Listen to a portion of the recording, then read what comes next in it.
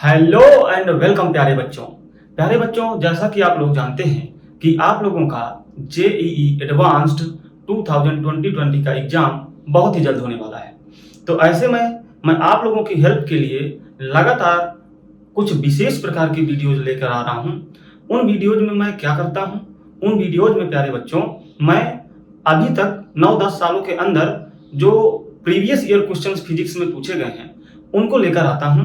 और ये previous year question करके जाना बेहद इंपॉर्टेंट इसलिए हो जाता है क्योंकि इन क्वेश्चंस का पैटर्न आपको पता चल जाएगा और कैसे कैसे कॉन्सेप्ट यूज होते हैं वो पता चल जाएगा और साथ ही साथ आपका प्रैक्टिस भी हो जाएगा। तो इसलिए ये क्वेश्चन करना आपके लिए बेहद इंपॉर्टेंट हो जाते हैं। और प्यारे बच्चों, इससे पहले मैंने फर्स्ट यूनिट से शुरुआत किया था जिसमें हमने देखा था ईरर, और ईरर के अंतर्गत जितने भी प्रीवियस ईयर क्वेश्चंस अभी 9-10 सालों के अंदर पूछे गए वो सब हम देख चुके हैं। अब हम देखने वाले हैं सेकेंड यूनिट जो कि है काइनेमेटिक्स, और इसके सारे क्वेश्चंस प्रीवियस ईयर के खत्म करने के बाद अगला जब हम यूनिट लेंगे तो वो होगा एनएलएम का। एनएलएम प्लस फ्रिक्शन, इन दोनों को मिला के कॉन्सेप्ट पर जो भी क्वेश्चन आए होंगे वो हम देखेंगे और उसको खत्म करने के बाद इसी तरह से अगले यूनिट पर पहुंचेंगे और एक एक यूनिट करके हम सारी यूनिट्स को खत्म करेंगे। तो प्यारे बच्चों, आज हम शुरू करेंगे काइनेमैटिक्स, और इसके अंतर्गत जितने भी प्रीवियस ईयर क्वेश्चंस लेटेस्ट में पूछे गए हैं लगभग 9-10 सालों के अंदर इधर, तो सारे हम करेंगे। तो सबसे पहले प्यारे बच्चों, एक क्वेश्चन मैं आपके सामने ला रहा हूं। ये क्वेश्चन प्यारे बच्चों जेईई एडवांस्ड 2019 का है, तो मैं यहां लिख देता हूं। ये क्वेश्चन है जेईई एडवांस्ड 2019। तो ये 2019 का क्वेश्चन है प्यारे बच्चों। तो सबसे पहले इसको हम पढ़ लेते हैं, इसके बाद मिलकर इसे सॉल्व करेंगे। तो पढ़िए प्यारे बच्चों, देखिए क्या लिखा है। A ball is thrown from ground at an angle theta with horizontal and with an initial speed u naught. For the resulting projectile motion, the magnitude of average velocity of the ball up to the point when it hits the ground for the first time is v1. After hitting the ground, the ball rebounds at the same angle theta but with a reduced speed of u naught by alpha. Its motion continues for a long time as shown in figure. If the magnitude of average velocity of the ball for entire duration of motion is 0.8 v1, the value of alpha is। तो प्यारे बच्चों देखिए यहाँ पर कहा क्या गया है। यहाँ पर कहा गया a ball is thrown from ground at an angle theta with the horizontal, यानी कि एक बॉल है जो हॉरिजॉन्टल से थीटा एंगल पर फेंकी गई, ठीक है, और इनिशियल स्पीड u नॉट से फेंकी गई। For the resulting projectile motion the magnitude of average velocity of the ball up to the point when it hits the ground for the first time, यानी कि जब ये फर्स्ट टाइम ऐसे जब फेंकी गई तो फर्स्ट टाइम जब ये ग्राउंड को हिट करेगी तो उस दौरान तक, इस ड्यूरेशन में फर्स्ट टाइम जब ये यहां से यहां तक गई तो उस दौरान जो एवरेज वेलोसिटी थी वो v1 है, ऐसा उन्होंने कहा। उसके बाद उन्होंने कहा after hitting the ground the ball rebounds at an angle theta, जब वो पहली बार हिट करेगी ग्राउंड को तो वो थीटा एंगल पर फिर से रिबाउंड करेगी, ठीक है, बट विथ रिड्यूस्ड स्पीड, लेकिन स्पीड अब पहले से कम है। कितनी है? u नॉट बाई अल्फा है, पहले थी u नॉट, अब हो गई u नॉट बाई अल्फा, यानी 1 बाई अल्फा से वो घट रही है। अब इधर आगे देखें, its motion continuous for a long time as shown in figure. तो जैसा कि फिगर में दिखाया गया है कि वो बार बार ऐसे जाके फिर रिबाउंड होकर जाके ऐसे फिर बार बार रिबाउंड होकर ऐसे ऐसे जमीन से हिट कर रही है। तो ये जो मोशन है वो लॉन्ग टाइम तक चलता रहता है, ठीक है, ऐसा उन्होंने कहा कि बहुत लंबे तक समय तक चलता रहता है। और उन्होंने कहा if the magnitude of average velocity of the ball for entire duration of motion, यानी जब ये पहली बार फेंकी गई वहां से लेकर के जब तक मोशन चलता रहा उस पूरे इंटायर ड्यूरेशन में जो इसका एवरेज वेलोसिटी है उन्होंने दिया 0.8 v1, ठीक, ऐसा उन्होंने दिया। तो उन्होंने कहा कि the value of alpha is, यानी अल्फा की वैल्यू बताना है। तो प्यारे बच्चों सबसे पहले हम फिगर बना लेते हैं जो यहाँ पे बना हुआ है। देखिए क्या बना हुआ है, ऐसे सबसे पहले एक लाइन खींच लें हम भी ऐसे, ठीक, उसके बाद बॉल यहां से फेंकी गई, यहां से टकराई, हिट करी, उसके बाद रिबाउंड हुई और रिबाउंड होकर कुछ इस तरह से गई, फिर रिबाउंड हुई। थोड़ा सा अच्छा देखिए, फिगर पे ज्यादा ध्यान मत दीजिएगा, इनकी क्वांटिटीज पर ध्यान दीजिएगा जो यहाँ पे हमें पैरामीटर्स दिए गए हैं, क्योंकि फिगर सही से बने ना बने ये नहीं हो पाता है कि बिल्कुल सही से बन जाए। तो फिर इस तरह और ऐसे ये चलता रहा और कहीं ये इस तरह फिर से रिबाउंड हुआ। तो इस तरह से फिगर बना हुआ है, मैं भी बना देता हूं। यहां पे ये u0 से फेंका गया था थीटा एंगल पर, दोबारा जब ये रिबाउंड हुआ तो थीटा एंगल पर ही हुआ, बट स्पीड इस बार कम थी। ठीक यहां पर फिर से थीटा पर हुआ पर स्पीड और कम हुई यहां पे इस फिगर के हिसाब से। इसी तरह यहां पे लास्ट में उन्होंने दिखाया है u0 बाई अल्फा m और यहां से थीटा, तो ये दिखाया गया है। ये पूरा प्रोसेस काफी लंबे समय तक चलता रहता है, पूरा लॉन्ग टाइम तक चलता रहता है, ऐसा उन्होंने बोला है। तो प्यारे बच्चों, हम क्या करेंगे, जैसा कि उन्होंने बोला है कि जब पहली बार फेंका गया तो जो पहली बार हिटिंग का ड्यूरेशन था, यानी यहां से यहां तक का, उस दौरान जो एवरेज वेलोसिटी रही वो कितनी रही, v1। ठीक, अब ये एवरेज वेलोसिटी कितनी होगी, तो आपको पता होना चाहिए कि जो एवरेज वेलोसिटी होती है वो होती है total displacement upon total time, ये होती है एवरेज वेलोसिटी। तो यहां पर देखिए कि जब ये यहां से यहां तक आया तो टोटल इसका डिस्प्लेसमेंट कितना हुआ, तो आप देख सकते हैं। देखिए डिस्प्लेसमेंट क्या होता है, डिस्प्लेसमेंट होता है जैसे ये यहां से चला तो इनिशियल पॉइंट और जो फाइनल पॉइंट रहा उसको ऐसे उसको मिला दो तो ये डिस्प्लेसमेंट का मैग्नीट्यूड हो जाएगा, यहां से यहां तक का डिस्प्लेसमेंट का मैग्नीट्यूड हो जाएगा। यानी कि इसका जो रेंज होगा, इसका रेंज अगर मैं मान लूं यहां से यहां तक r1, क्योंकि फर्स्ट बार जब ये चला है तो फर्स्ट वाले के लिए मैं 1 दिखा दिया, अगले वाले के लिए 2 दिखा लूंगा, इसी अगले वाले के लिए 3 दिखा लूंगा, तो आप कुछ और दिखा सकते हैं, कोई दिक्कत नहीं। तो यहां से यहां तक की जो रेंज मैंने दिखा दी वो r1, और ये फर्स्ट बार जब ये यहां से यहां तक आया है उसके लिए ये टोटल डिस्प्लेसमेंट होगा। फिर से मैं एक बार बता दूं, डिस्प्लेसमेंट का मैग्नीट्यूड अगर निकालना चाहते हैं तो क्या होगा, जहां से उसने स्टार्ट किया है वो पॉइंट और जहां से उसने एंड किया है वो वाला पॉइंट ले लो और उनको मिला दो, तो इसका जो मैग्नीट्यूड होगा वो डिस्प्लेसमेंट का मैग्नीट्यूड होगा। ठीक, तो देखिए यहां भी इसका मैग्नीट्यूड कितना होगा, रेंज के बराबर है ना, ये रेंज ही तो है। तो कुल मिला के अगर मैं देखूं तो v1 कितना हो जाएगा, v1 क्या है, एवरेज वेलोसिटी। एवरेज वेलोसिटी क्या है, total displacement upon total time. तो यहां पे मैं लिख देता हूं v1 कितना हो जाएगा, इसका रेंज r1 और टोटल टाइम कितना लगेगा, जितना इसको यहां से यहां तक आने में टाइम लगा वही तो टोटल टाइम है। यानी कि टोटल टाइम ऑफ फ्लाइट, जितने दौरान तक ये फ्लाइट किया उसमें जो टोटल टाइम लगा वो इसका टाइम हो जाएगा। तो मान लीजिए t1 टाइम लेगा, तो मैंने यहां t1 लिख लिया। ये पहली बार के लिए जो यहां से यहां तक आने के लिए एवरेज वेलोसिटी हो जाएगी, ठीक है, या कहें कि उसका मैग्नीट्यूड हो जाएगा। अब देखिए प्यारे बच्चों, यहां पे एक चीज आप देख सकते हैं कि रेंज को अगर हम निकालना चाहें तो हम निकाल सकते हैं। अगर इसने u0 से थ्रो किया था तो इधर की ओर जो स्पीड आएगी या वेलोसिटी आएगी वो कितनी आएगी, u0 cos थीटा, और इधर की ओर जो बनेगी वो u0 sin थीटा। कि रेंज को अगर हम निकालना चाहें तो हम निकाल सकते हैं। अगर इसने u0 से थ्रो किया था तो इधर की ओर जो स्पीड आएगी या वेलोसिटी आएगी वो कितनी आएगी, u0 cos थीटा, और इधर की ओर जो बनेगी वो u0 sin थीटा, यही बनेगी, है ना। तो टोटल टाइम ऑफ फ्लाइट अगर निकालना चाहें तो वो तो बहुत आसान, आप जानते हो टोटल टाइम ऑफ फ्लाइट क्या होता है, 2u/g, ये टोटल टाइम ऑफ फ्लाइट होता है। ठीक, और जो रेंज हो जाएगी वो कितनी हो जाएगी, मैं फार्मूला लिखे दे रहा हूं, रेंज कितनी हो जाएगी। अगर इतने दौरान तक वो फ्लाइट किया और रेंज क्या होती है, इधर की ओर चली गई डिस्टेंस, तो इधर की ओर चली गई डिस्टेंस के लिए कौन जिम्मेदार होगा, इधर की ओर चली गई, इधर की ओर जो स्पीड होगी वो, तो इधर की ओर स्पीड कितनी है ये। ठीक, तो इतनी स्पीड से इतने टाइम तक अगर कोई चले तो कितनी डिस्टेंस चल जाएगा, तो वो चल जाएगा u0 cos theta into 2u/g। ठीक, यहाँ पे यूआई को आप क्या लिख सकते हैं, यू नॉट साइन थीटा, भाई यही तो है यूआई, इस डायरेक्शन में जो स्पीड है वो यूआई हो गई, तो यहां लिख सकते हैं यू नॉट कॉस थीटा और 2 इंटू यूआई यानी u naught sine theta upon जी।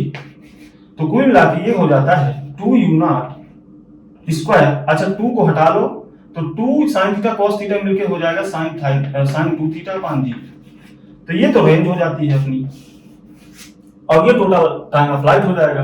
अगर मैं इसको रख दूं यू नॉट साइन थीटा तो टोटल टाइम ऑफ फ्लाइट कितना हो जाएगा, ये हो जाएगा 2 यू नॉट साइन थीटा अपान, ये टोटल टाइम ऑफ फ्लाइट हो गया। तो प्यारे बच्चों यहां पे अगर हम v1 निकालना चाहें तो बहुत ही आसानी से निकाल पाएंगे। r1 को रख दीजिए, r1 की जगह पे ये रखेंगे और t1 की जगह पे ये रखेंगे, है ना। तो r1 रखो यहाँ पे, क्या जाएगा u naught square sine 2 theta upon g, ठीक।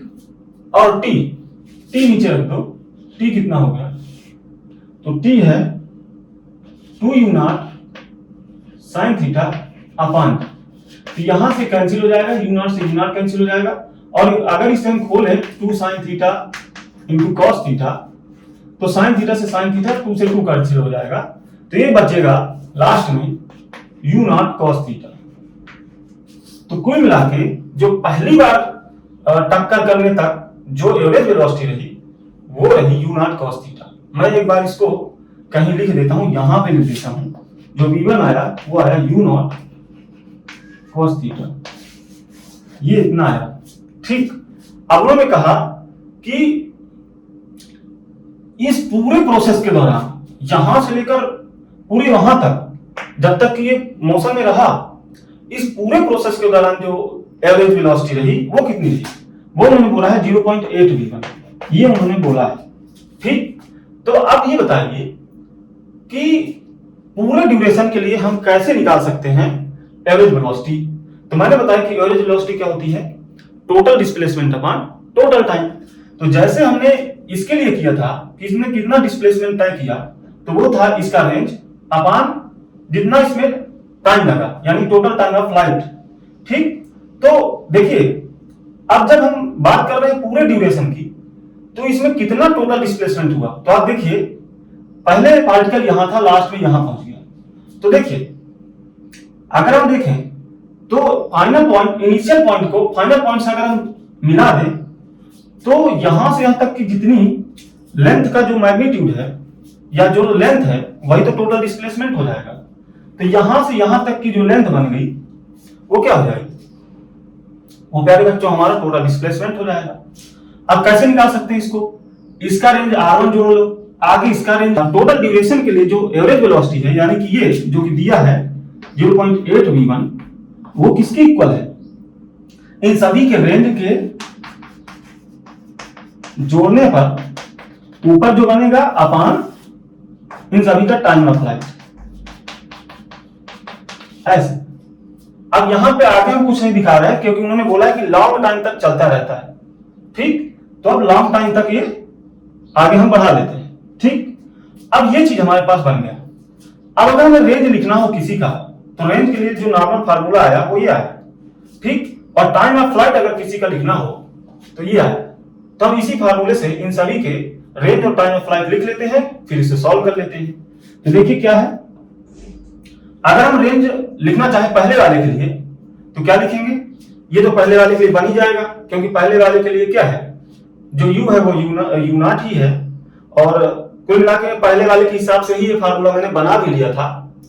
और अगर आपको किसी और के लिए चाहिए तो जहां यू नॉट है, तो जहां पे आपको ये फार्मूला लगाना हो तो वहां जितनी स्पीड हो तो उसको यू नॉट की जगह रख देंगे, और यहां पे भी वही है कि जितनी स्पीड हो वहां रख देंगे यू नॉट की जगह, और जिस भी थीटा पे फेंका गया हो वहां पे ये थीटा बदल के रख देंगे और वहां पे भी ये थीटा बदल के रख देंगे, बाकी चीजें तो नहीं बदलेंगी।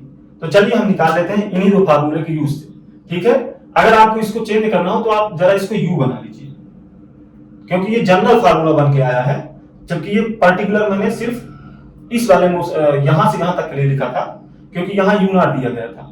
जनरल फार्मूला बनाना है तो यहां यू लिख लीजिए, ठीक।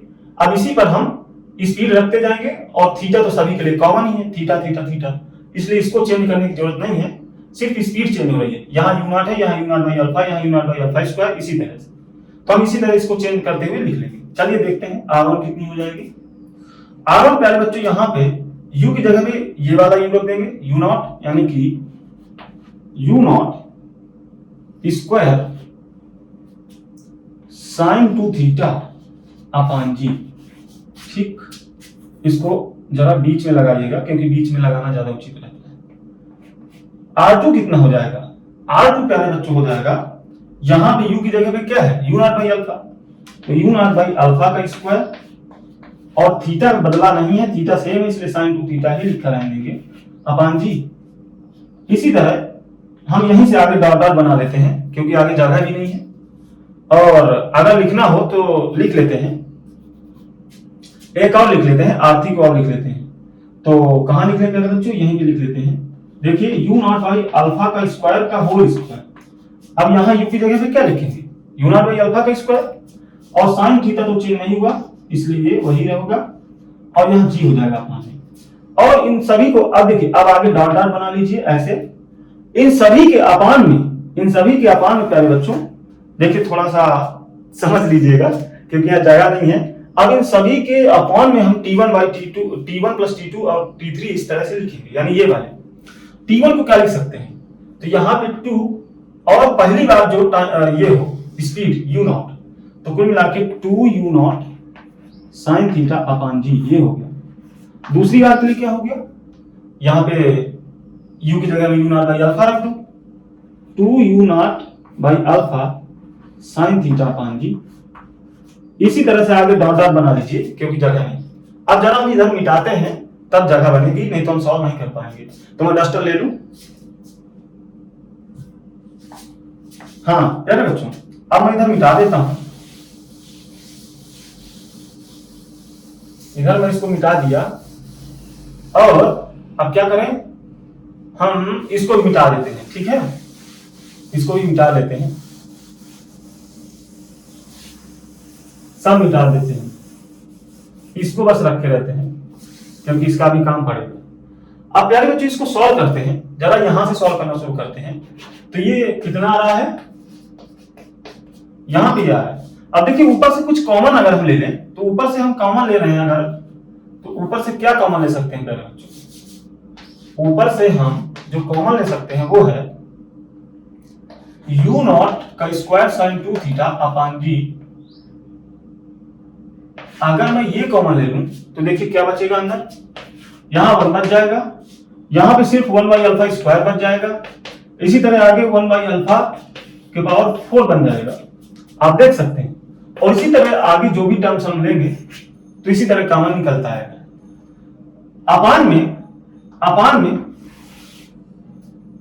ये चीजें हैं, तो अब इनमें से भी कुछ कॉमन निकल रहा है, देखिए क्या निकल रहा है, 2u naught sine theta upon g, ये कॉमन आ जाएगा, और यहां बचेगा 1 प्लस 1 बाई अल्फा।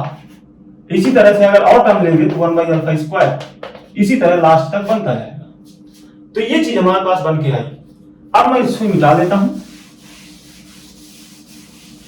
इसको रखे रहिएगा क्योंकि अभी इसका काम पड़ेगा अपने पास, ये अलग है, इसको रखे रहिएगा। अब देखिए यहां से कुछ चीजें प्यारे बच्चों कैंसिल आउट होंगी, जैसे कि यहां से ये कैंसिल हुआ, जी से जी कैंसिल हुआ, और इसको अगर खोल ले तो 2 sine theta into cos theta, तो 2 साइन थीटा से कट जाएगा ये, और बचेगा सिर्फ यहाँ पे कॉस थीटा, है ना। तो ऊपर बचा कुल मिला के u नॉट कॉस थीटा, तो यहां पे मैं लिख सकता हूं u नॉट कॉस थीटा, ये बचा। और यहां पे प्यारे बच्चों अगर देखो तो ये अब लॉन्ग टाइम तक चल रहा है, लॉन्ग टाइम तक चल रहा है, इसका मतलब क्या है। और साथ ही साथ अगर हम देखें तो ये एक जीपी है और नीचे भी जीपी ही है, तो जीपी के लिए लॉन्ग टाइम के लिए अगर हमें एडिशन वाला फार्मूला लगाना हो तो वो होता है a अपान 1 माइनस r, ठीक, यही होता है। तो ये फार्मूला हम लगा लेते हैं, यहां पे ऊपर वाले के लिए जो a हो जाएगा वो 1 है, और 1 माइनस r कितना हो जाएगा, इसको 1 से डिवाइड करिए तो 1 बाई अल्फा स्क्वायर ही आ जाएगा, अपान इसमें भी जीपी बन रही है तो a 1 माइनस r, तो a कितना है 1 अपान 1 माइनस r कितना है 1 बाई अल्फा, ठीक। ये यहां बन जाएगा। ठीक, अब देखिए ये क्या है, u नॉट cos थीटा तो v1 हो गया जैसा कि वहां पे लिखा है। ठीक है, ये हो गया।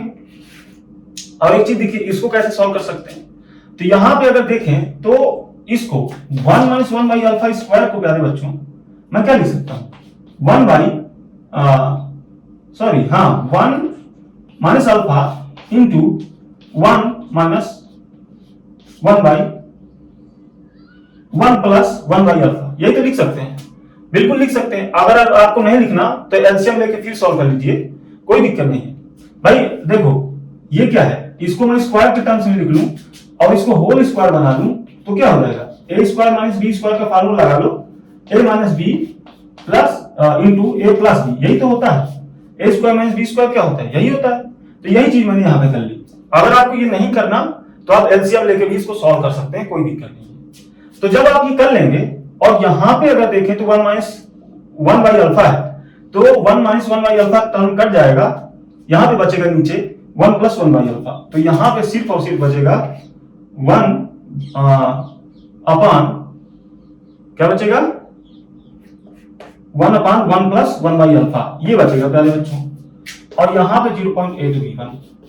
अब v1 से v1 कैंसिल आउट हो जाएगा, इसको जरा अगर सॉल्व करें तो कितना आ जाएगा, 0.8 अल्फा ऊपर चला गया, अब तो एलसीएम लेना ही पड़ेगा, और अल्फा प्लस 1 ये यहां तक निकल के आया है। इसको अगर हम सॉल्व करना चाहें तो यहां पे अब हम ऊपर मिटा देते हैं और यहां पे सॉल्व कर देते हैं। तो यहां पे देखिए सॉल्व कर लीजिए तो 0.8 अल्फा बन जाएगा, 0.8 बन जाएगा इज इक्वल्स अल्फा बन जाएगा। अब इसको अगर उधर लें तो बन जाएगा, मैं डायरेक्ट सॉल्व करके रख के दे रहा हूं, 0.2 अल्फा इज इक्वल 0.8, ये बन जाएगा, और अल्फा बन जाएगा यहाँ पे 4। तो कुल मिला के ये हमारा आंसर निकल के आएगा। तो प्यारे बच्चों अल्फा की वैल्यू ये आएगी। ये क्वेश्चन आपको समझ में आया होगा। अब हम चलते हैं अगले क्वेश्चन पर। हाँ, थोड़ा सा समझा के करना पड़ा तो टाइम ज्यादा लगा है, लेकिन समझाना ही तो मेरा कर्तव्य है ताकि आपको पूरी तरह से समझ में आ जाए। और अगर नहीं समझ में आया हो तो जरूर कमेंट करिएगा ताकि आपको दोबारा समझाया जा सके। चलिए प्यारे बच्चों अब हम चलते हैं नेक्स्ट क्वेश्चन पर। तो प्यारे बच्चों अब हम देखेंगे नेक्स्ट क्वेश्चन। तो सबसे पहले इस क्वेश्चन को हम पढ़ते हैं, फिर इसे सॉल्व करेंगे। और देखिए ये बता देता हूं मैं कि ये जेईई एडवांस्ड 2014 का क्वेश्चन है, इसलिए हम यहाँ पर लिख लेते हैं, और ऑलरेडी मैंने लिख रखा है। तो चलिए हम इसको पढ़ लेते हैं, फिर इसे सॉल्व करेंगे। तो देखिए क्वेश्चन क्या है, rocket is moving in a gravity free space with a constant acceleration of 2 meters per second square along plus x direction. The length of a chamber inside the rocket is 4 meters. A ball is thrown from the left end of the chamber in plus x direction with a speed of 0.3 meters per second relative to the rocket. At the same time, another ball is thrown in minus x direction with a speed of 0.2 meters per second from its right end relative to the rocket. The time in seconds when the two balls hit each other. तो प्यारे बच्चों सबसे पहले हम इसका figure बना लेते हैं, फिर इसको समझते हैं कि कैसे इसको सॉल्व करना है और क्या क्या इस क्वेश्चन में बोला गया है। तो देखिए सबसे पहले हम फिगर बना लेते हैं।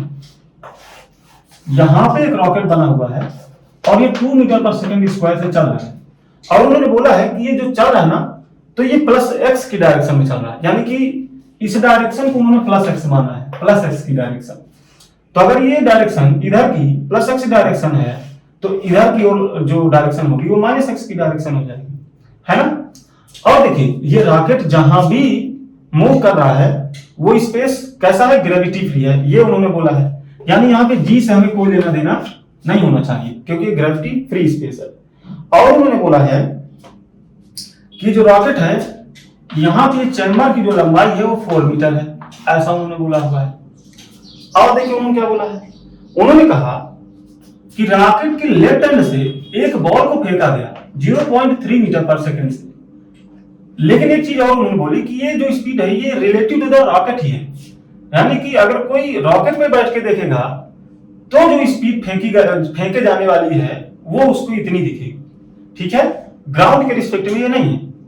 अब जब इसे फेंका गया तो सेम टाइम पे राइट एंड की तरफ से एक और बॉल फेंकी गई जिसकी स्पीड 0.2 मीटर पर सेकंड थी, और ये भी रिलेटेड टू द रॉकेट है, ऐसा उन्होंने बोला है, ग्राउंड के रिस्पेक्ट में नहीं है। ठीक, अब उन्होंने बोला कि जब ये दोनों एक दूसरे को हिट करेंगी तो वो टाइम बताओ। तो प्यारे बच्चों, चूंकि ये जो स्पीड्स हैं ये विथ रिस्पेक्ट टू रॉकेट दी गई हैं, तो हम एक काम कर लेते हैं, हम रॉकेट पर बैठकर ही चीजों को एनालाइज कर लेते हैं, तो हमें ज्यादा समझ में आएगा। तो हम रॉकेट पर ही बैठ जाते हैं। अब अगर हम रॉकेट पर बैठ गए तो रॉकेट तो हमारे लिए रुक जाएगा, है ना। रॉकेट, अब हम रॉकेट के ही अंदर हैं तो रॉकेट तो हमारे लिए रुक गया, बिल्कुल सही।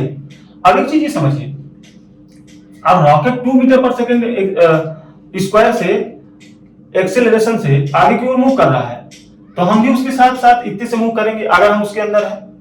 ठीक, तो अगर हम किसी चीज को अपने रिलेटिव में देखेंगे तो क्या होगा, हम अपना एक्सेलरेशन उल्टा करके उसको देना पड़ेगा हमें। ठीक, तो अब हम क्या करें कि अगर हमारा एक्सेलरेशन इतना है और हम इसको देख रहे हैं तो इसकी स्पीड तो हमारे रिस्पेक्ट में फेंकने वाली वो इतनी थी, लेकिन इस पे एक डेसिलेरेशन काम करेगा जो होगा 2 मीटर पर सेकेंड स्क्वायर। डेसिलेरेशन क्यों बोला मैंने, क्योंकि स्पीड तो उधर है लेकिन जो एक्सेलरेशन लगेगा वो इस साइड लगेगा, तो ये इसकी स्पीड को घटाएगा, इसलिए इसके लिए डेसिलेरेशन होगा। और अगर हम इसे देखें तो हमारे रिस्पेक्ट में फेंके जाने की स्पीड तो इतनी थी, लेकिन इस पे एक एक्सेलरेशन आ जाएगा जब हम इसको देखने लगेंगे, तो इतना आ जाएगा। एक्चुअल में नहीं आया पर हमें लगेगा कि इतना आया है, क्योंकि हम देख रहे हैं तो हमारे रिलेशन में ऐसा हमें महसूस होगा। ठीक है, तो ये हो गया। तो इसके लिए तो एक्सेलरेशन का काम ही करेगा, क्योंकि ये स्पीड भी इधर है और ये 2 मीटर पर सेकंड स्क्वायर का एक्सेलरेशन भी इधर ही है, जबकि इसके लिए क्या होगा, स्पीड और ये अलग अलग दिशाओं में, इसलिए ये क्या होगा, डेसिलेरेशन का काम करेगा। अब देखते हैं प्यारे बच्चों कि कैसे टक्कर करने में कितना समय लेंगे। तो प्यारे बच्चों, अगर हम इसका टक्कर करने का समय निकालें तो एक चीज देखिए, जब भी हम दो चीजों के टक्कर का समय निकालते हैं तो नॉर्मली हम क्या करते हैं, हम किसी एक बॉडी के रिस्पेक्ट में दूसरी बॉडी को देखने की कोशिश करते हैं। ठीक, तो हम क्या कर लेते हैं, हम इस वाली बॉल के रिस्पेक्ट में इसे देखने की कोशिश करते हैं। तो अगर हम इसी बॉल के रिस्पेक्ट में देखें तो ये बॉल रुक तो जाएगी ना। हम जिसके भी रिस्पेक्ट में किसी चीज को देखते हैं तो उसको हम क्या कर लेते हैं, रोक लेते हैं। ठीक, तो ये रुक गई और इसकी जितनी भी क्वांटिटी है इस पे उल्टा करके दिशाओं को इसमें दे दिया जाता है। तो अगर इसका एक्सेलरेशन इतना इस साइड में था तो इसको उल्टा करके दे दो, यानी इस साइड में, तो इधर 2 था उधर भी 2 हो गया, तो एक्सेलरेशन तो क्या हो गया, कैंसिल हो गया। अगर स्पीड को उल्टा करके दे दिया जाए, स्पीड इधर थी तो स्पीड इधर आएगी उल्टा करके, तो इसकी स्पीड भी इधर और जो मिली स्पीड इसके रिस्पेक्ट में वो भी इधर, तो कुल मिला के ये हो गया जुड़ के 0.2 प्लस 0.3 यानी 0.5 मीटर पर सेकेंड। तो कुल मिला के ये जो गेंद है 0.5 मीटर पर सेकेंड से आते हुए इसको यहां मिलेगी, ऐसा इसको लगेगा। तो टाइम कितना लगेगा, तो पहले बच्चों टाइम लगेगा डिस्टेंस अपॉन स्पीड यानी 0.5, तो ये बन जाएगा 8 सेकेंड्स। पर प्यारे बच्चों एक चीज बताइए, क्या ये सही है? अभी इसकी सही होने की कोई पुष्टि नहीं हुई है। चलिए अब हम देखते हैं कि कैसे सही है या गलत है, इसको चेक हम कैसे करेंगे। जरा देखते हैं कि ये चली कितनी होगी आखिर। इतने समय में अगर हम इस बॉल को देखें तो ये कितना डिस्प्लेसमेंट तय कर चुकी होगी, ये अगर हम देखने की कोशिश करें तो देखिए प्यारे बच्चों, चलिए हम देखने की कोशिश करते हैं इस डिस्प्लेसमेंट को।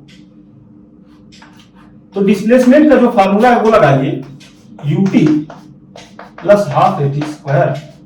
अगर हम ये लगाने की कोशिश करें तो यहां पर हम देख सकते हैं, यहां पे जो u है वो इतना है और टाइम हमारा इतना है।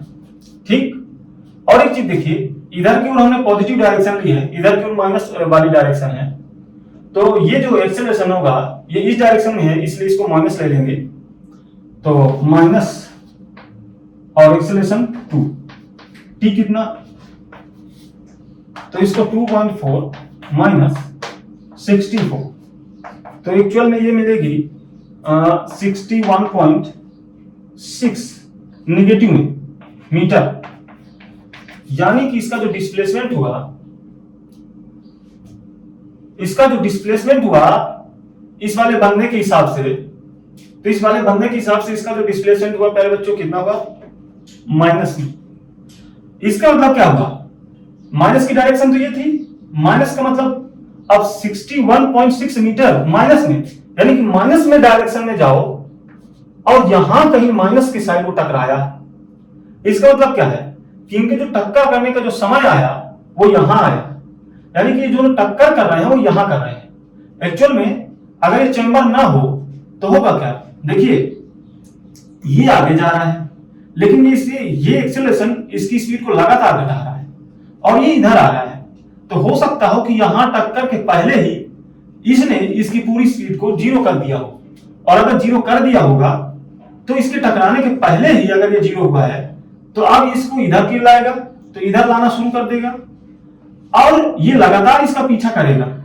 पीछा करते हुए अगर ये चैम्बर अब यहां पे नहीं होता तो ये आगे आता और यहां पे कहीं पीछा करते करते ये यहां पे टक्कर कर जाता यहां पे। लेकिन अब चूंकि यहां पे चैम्बर है तो यहां तो आ नहीं पाएगा।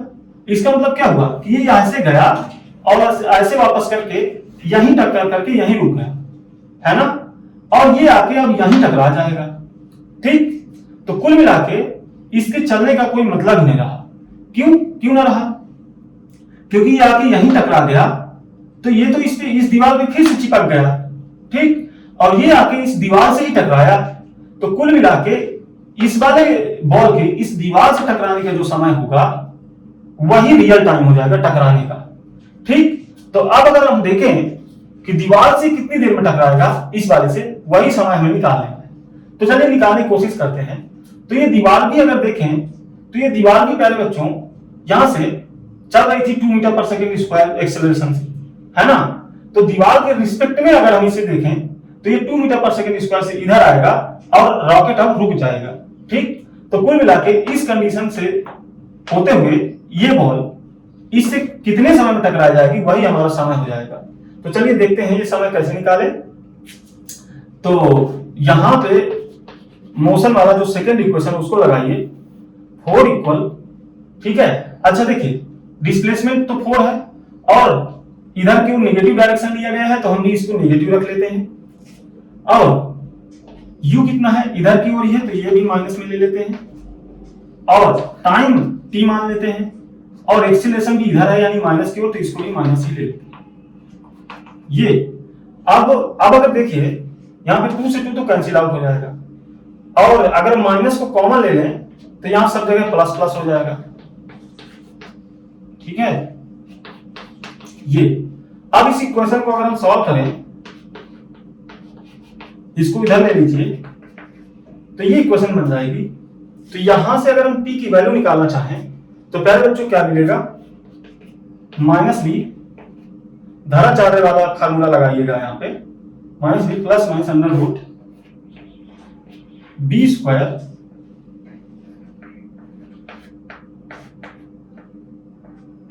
माइनस 4ac, यानी क्या कुल मिला के यहां की 16 आ गया अपॉन 2a, ये आ गया। अब प्यारे बच्चों इसको सॉल्व करिएगा, तो इसको सॉल्व करने पे क्या आएगा, देखिए यहां पे ये तो बहुत ही छोटी क्वांटिटी है इसलिए यहां से 16 मान लो आप, इसको अबाउट में 16 मान लो क्योंकि ये तो बहुत ही छोटी क्वांटिटी आएगी, ये आ जाएगी 0.04, है ना, तो 16.04 आ जाएगा, 16.04, तो यहाँ पे 16 ही मान लो आप, तो कुल मिला के ये निकल के आएगा बाहर माइनस 0.2 प्लस माइनस, अच्छा हमने अबाउट इसलिए रख सकते हैं इसको क्योंकि यहाँ पे हमने थोड़ा सा क्वांटिटी कम करके ली, तो यहाँ 4 निकल के आएगा 2, तो यहाँ पे बच्चों क्या आ जाएगा, हम इसको पॉजिटिव ले लें अगर तो ये आ जाएगा 3.8/2 और 3.8/2 तो 1.9 जो कि अबाउट 2 सेकेंड होगा। तो कुल मिला के इसका जो आंसर आया टकराने का वो 2 सेकेंड आया। तो प्यारे बच्चों अगर ये आपको समझ में आया हो तो अब हम चलते हैं अगले क्वेश्चन पर। तो अब हम देखते हैं नेक्स्ट क्वेश्चन। तो अब हम देखते हैं नेक्स्ट क्वेश्चन, और ये क्वेश्चन है जेईई एडवांस्ड 2014 का। आप सबसे पहले हम इसे पढ़ लेते हैं फिर इसे मिलकर ही सॉल्व कर लेंगे प्यारे बच्चों। तो देखिए क्या है प्यारे बच्चों क्वेश्चन है airplanes A and B are flying with constant velocity in the same vertical plane at angle 30 degree and 60 degree with respect to the horizontal respectively as shown in figure. The speed of A is shown 100√3 metre per second at time t बराबर 0 second. An observer in A finds b at a distance of 500 meter. This observer seen b moving with a constant velocity perpendicular to the line of motion of a. If at t बराबर t naught a just escapes being hit by b t naught in seconds each. तो सबसे पहले हम ये समझते हैं कि question ने बोला क्या है। क्वेश्चन ने बोला है कि दो एयरप्लेन्स हैं ए एंड बी, वो मूव कर रहे हैं वर्टिकली विद कांस्टेंट वेलोसिटीज, यानी कि दोनों की जो वेलोसिटी है वो कांस्टेंट है। तो पहले बच्चों ने क्या बोला कि जो पहले वाला यानी ए एयरप्लेन से ए नाम से जिसे दिखाया गया है वो हॉरिजॉन्टल से 30 डिग्री एंगल पर उड़ रहा है, और जो बी नाम से दिखाया गया है वो हॉरिजॉन्टल से 60 डिग्री पर उड़ रहा है, ऐसा उन्होंने बोला।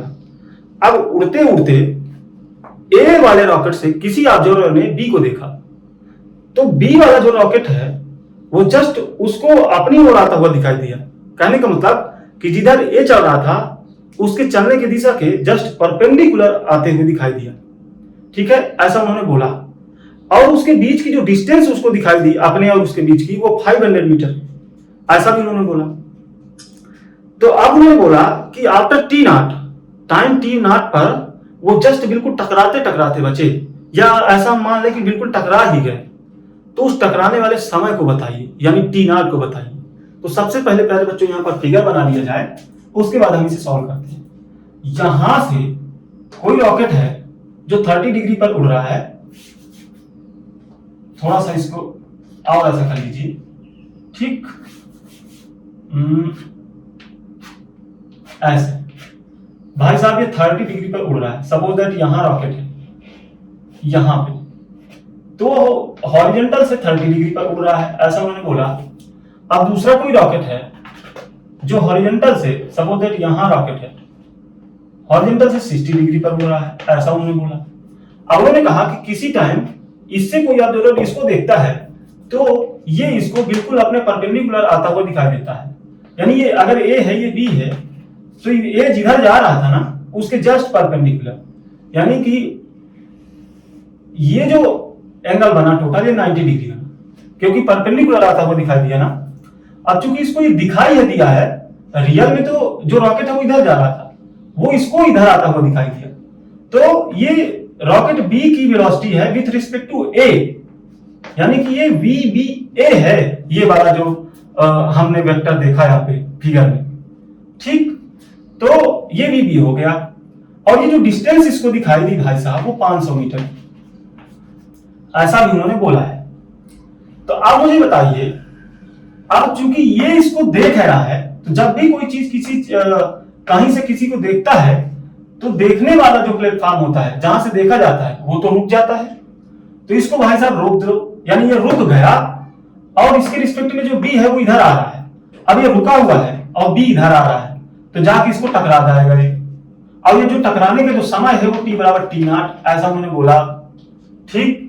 और यही टी नॉट हमें निकालना है, तो ये टी नॉट कितना हो जाएगा आप बहुत आसानी से बता सकते हैं, डिस्टेंस अपॉन स्पीड। स्पीड कितना, magnitude of V B A, magnitude of V B A, यही टी नॉट हो जाएगा। तो कुल मिला के हमें निकालना क्या है, वी बी ए का मैग्नीट्यूड। तो प्यारे बच्चों सबसे पहले एक बात समझिए कि जो वी बी ए है ये होता क्या है, ये है वी बी माइनस वी, है ना, यही है, ठीक, यही है। या फिर हम इस तरह से लिख सकते हैं, वी बी, यहां प्लस का साइन लगा लो और इसको माइनस वी ए को अंदर लिख लो। कहने का मतलब क्या है कि ये जो है ना, ये vector V B plus minus vector V A का सम है, का रिजल्टेंट है। तो प्यारे बच्चों अगर वी ए इस साइड है तो माइनस वी ए को इसमें जोड़ दीजिए, यानी इसको उल्टा कर दीजिए, डायरेक्शन उल्टा कर दीजिए। तो बिल्कुल इसके उल्टा करके, यानी कि अगर यहां से हॉरिजॉन्टल लाइन से ये 30 डिग्री पे जा रहा था, ये एंगल 30 डिग्री है, ये एंगल 30 डिग्री, तो इस दिशा में जा रहा था ना, तो जस्ट उल्टा करके जोड़ लो, यानी इस दिशा में, तो ये माइनस वी ए हो जाएगा, यानी कि इसकी डायरेक्शन उलट दिया ना, तो माइनस वी ए, तो ये माइनस वी ए कुल मिला के इसमें जोड़ दो, ठीक। अब इन दोनों का रिजल्टेंट जो ये वी बी है और ये जो माइनस वी ए है, इन दोनों का रिजल्टेंट ही क्या है, वी बी, यानी कि ये, तो इन दोनों का रिजल्टेंट है प्यारे बच्चों ये। ठीक, और एक चीज समझ लीजिएगा, ये चित्र में थोड़ा सा मुझसे चित्र हिसाब से बना नहीं है ठीक से, लेकिन एक चीज देख लीजिएगा, ये जो है ना, ये एंगल 90 डिग्री है, यानी कि ये एक दूसरे के परपेंडिकुलर है। मुझे थोड़ा इसको और इधर से लेना चाहिए था ताकि ये परपेंडिकुलर दिखाई दे। क्यों परपेंडिकुलर है आप देख सकते हैं, क्योंकि ये लाइन, ये जो लाइन है और ये ए का मोशन वाला लाइन एक दूसरे के परपेंडिकुलर है। तो ए का मोशन वाला लाइन ये है ना, यहां पे अगर देखे जाए तो ये जो वेक्टर है, इसको अगर यहां ट्रांसफर कर लें तो इसको भी इसके परपेंडिकुलर ही होना चाहिए। तो ये परपेंडिकुलर, तो ये भी परपेंडिकुलर, यानी कि ये 90 डिग्री वाला लाइन, ये 90 डिग्री का एंगल है। ठीक, एक चीज यहां पे समझ लीजिएगा थोड़ा सा। अब अगर इसका रिजल्टेंट निकालना है तो हम एक काम करते हैं कि इसको थोड़ा सा रिजॉल्व कर लेते हैं, इसके कंपोनेंट बना लेते हैं। तो एक तो इसका जो कंपोनेंट है वो इधर आ जाएगा, और एक अगर देखूं तो इस लाइन पर देखिए, ये टोटल 60 था, ये 30 है, तो ये 30 बचा। तो इस लाइन पर इसका कंपोनेंट कितना आ जाएगा, वीबी का, वीबी cos 30 है ना, और इस दिशा पे कितना आ जाएगा, वीबी sin 30। ठीक है, यही आ जाएगा। और माइनस बी ए इस डायरेक्शन में है, तो इसके परपेंडिकुलर डायरेक्शन में अगर इसका हम कंपोनेंट लेना भी चाहें तो नहीं आएगा, क्योंकि cos 90 क्या हो जाएगा, 0, इसलिए इसको कंपोनेंट बनाने की जरूरत नहीं है। तो एक्चुअल में हुआ क्या, मैं इसको थोड़ा साफ साफ यहां बना लेता हूं। ये VBA है वेक्टर, और इसके परपेंडिकुलर एक लाइन खींच लीजिए ऐसी। ठीक, तो इधर साइड VA है, माइनस का VA वेक्टर।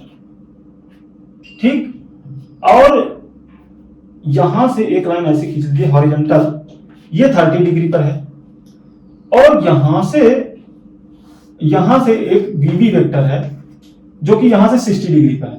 तो ये 30, तो ये भी 30, तो टोटल कितना हो जाएगा, 60 डिग्री। अब मैं क्या किया, मैं इसको रिजॉल्व कर लिया, इधर VB cos 30 और इधर की ओर VB sin 30। और इसका रिजॉल्व करने की कोई जरूरत नहीं है, रिजॉल्व करना ही नहीं है, क्योंकि ये 90 डिग्री पर है। तो इसका रिजल्ट, आप जब इसको कंपोनेंट लेंगे तो इधर 0 ही आएगा। ठीक, अब देखिए, अब रॉकेट ए तो रुका हुआ था भाई, रॉकेट ए तो चुपचाप रुका हुआ है, ये इसको आता अपनी ओर ही दिखाई दे रहा है, तो इसको जस्ट इधर ही आना है। तो कहने का मतलब है कि जो VBA है उसका डायरेक्शन इसी ओर होना चाहिए।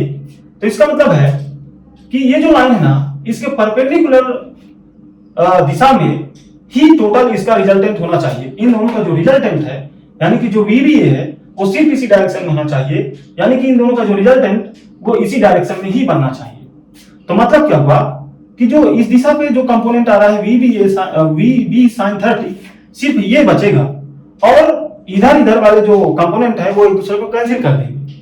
ठीक, तो कुल मिला के ये एक दूसरे को कैंसिल कर दिए, या कहे कि इन दोनों का जो मैग्नीट्यूड है वो आपस में बराबर हो जाएगा, इसलिए कैंसिल आउट हो जाएंगे। तो इन दोनों का मैग्नीट्यूड आपस में बराबर कर दीजिए, मैग्नीट्यूड। अब इसका मैग्नीट्यूड क्या हो जाएगा, माइनस VA वेक्टर का VA, यानी कि कितना दिया है, 100√3। भाई स्पीड ऑफ ए रॉकेट कितना दिया है, 100√3 मीटर पर सेकंड। रॉकेट ए का स्पीड इतना ही दिया ना, तो ये अब देखिए VB कितना हो जाएगा, ये हो गया √3/2, 100√3। तो ये VB जितना हो गया वो कितना हो गया, √3 से √3 कैंसिल करो, 200 मीटर पर सेकंड। ठीक, अब अगर हम इसको निकाल लें तो हमारा VBA वेक्टर का मैग्नीट्यूड निकल जाएगा। तो मैग्नीट्यूड ऑफ VBA वेक्टर ये कितना है, VB sin 30। ठीक, और VB निकल के आया है 200, और sin 30 हो गया 1/2। तो कुल मिला के ये हो गया 100 मीटर पर सेकेंड, है ना। अब हमारा T0 बहुत आसानी से निकल जाएगा। T0 क्या था, 500 मीटर, और मैग्नीट्यूड ऑफ VBA यानी कि 100। तो T0 हो गया प्यारे बच्चों 5 सेकेंड। ये इसका आंसर था।